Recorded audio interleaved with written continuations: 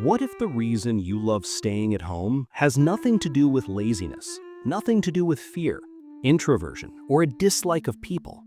What if the reason you keep returning to your room, your bed, your quiet routines is that your mind has finally found something it has been searching for, perhaps without even knowing it, for years?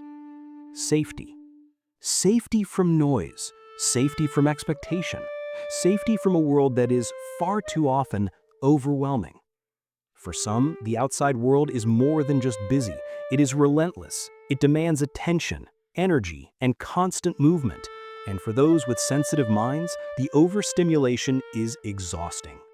Slowly, the body, the brain, and the nervous system begin to seek refuge, and that refuge is home.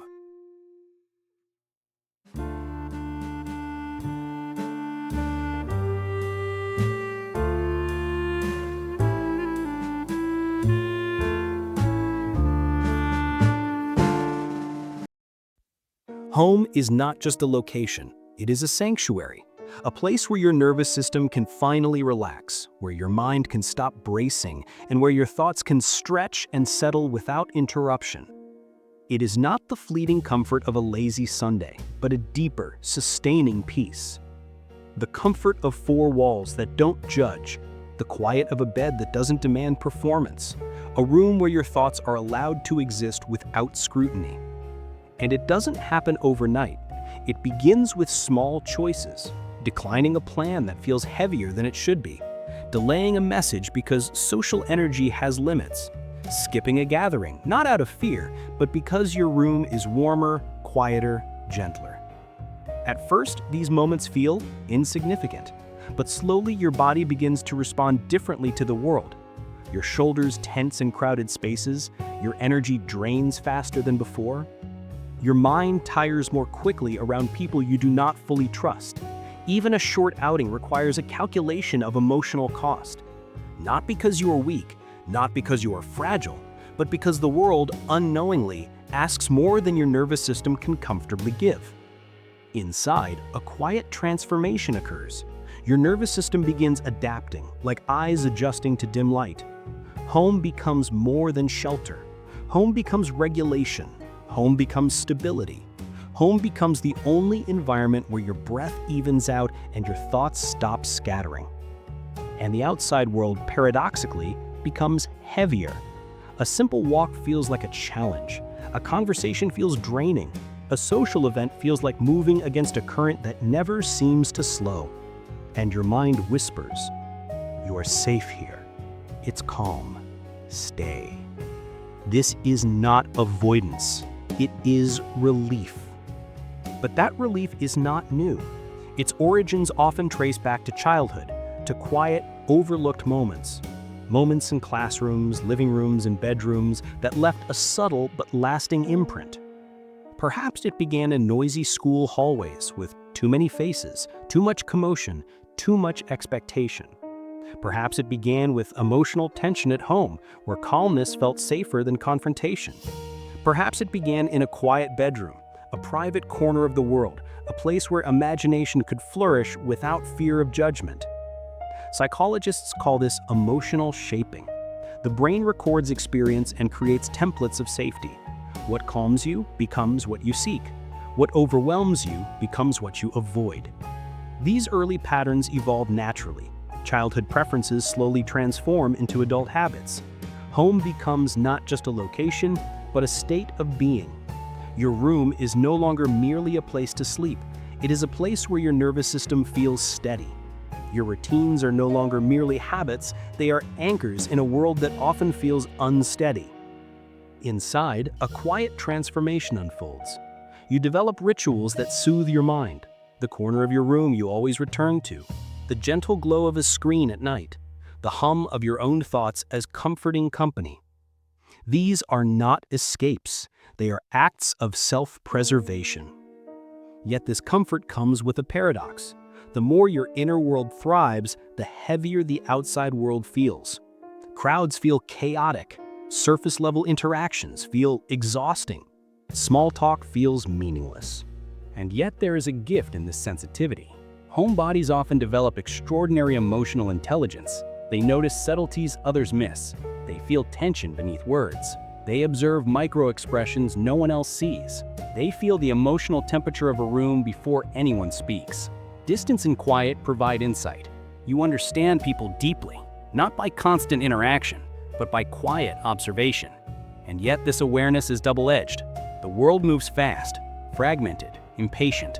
Your sensitivity, your depth, your awareness, these make ordinary social interaction feel overwhelming. You crave resonance, not noise, connection, not performance, depth, not superficiality. And in a society that celebrates constant exposure, endless socialization, and perpetual visibility, this can feel isolating. The world interprets your love for home as weakness, as avoidance, as fear. And if you hear it enough, quiet doubts take root. Am I abnormal? Am I failing? Is my calm actually a flaw? And the cycle begins. The more you question yourself, the heavier the outside world feels. The heavier the outside world feels, the more you retreat to your home. The more you retreat, the more misunderstood you feel.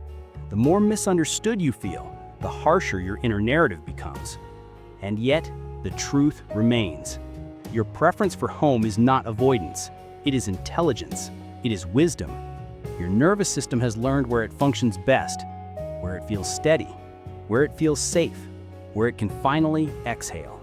But comfort, even the most sacred comfort, can become too familiar. Even safety can feel limiting if you never allow gentle growth. The turning point does not come from forcing yourself into chaos. It comes from small, deliberate acts of courage. Opening a window more often, saying yes to something manageable, allowing a new person into a corner of your world, sharing a thought you usually keep private. You do not abandon your sanctuary, you expand it, inch by gentle inch. Because people like you, the quiet observers, the sensitive feelers, the deep thinkers, often form the strongest, most meaningful connections once they meet others who move at their pace. You are not behind. You are not avoiding life. You are learning to live in a way that preserves your softness, your depth, and your energy. And your love for home is not weakness. It is a deeply intelligent response to a world that moves too fast, too loud, too harshly. And if this resonated, there is more. Many homebodies carry a subtle sense of disconnection, long-lasting, almost invisible. Understanding this is another step in recognizing the wisdom behind your choices. To explore that layer, watch the psychology of people who have no friends. It may illuminate patterns you have quietly carried for years. Your calm is not weakness. Your sanctuary is not avoidance. Your love for home is not failure. It is a deeply intelligent response to a world that moves too fast, too loud, too harshly. And when you allow small steps, gentle acts of expansion, connection, and courage, your sanctuary can become more than refuge. It can become a foundation for growth, joy, and meaningful connection. You are not behind. You are not avoiding life. You are learning to live fully in a way that honors your nervous system, your sensitivity, and your soul. And in this quiet, gentle way, you are not just surviving, you are thriving. You are learning to breathe in a world that often forgets the value of calm. You are learning to protect your softness, and in doing so, discover a kind of strength few ever truly understand. And one day when you allow yourself to expand gently, step by step, your home will no longer be just a refuge. It will be a springboard, a place of inner security from which you can move through the world aware, grounded, and whole. Because in the end, home is not where you hide from life.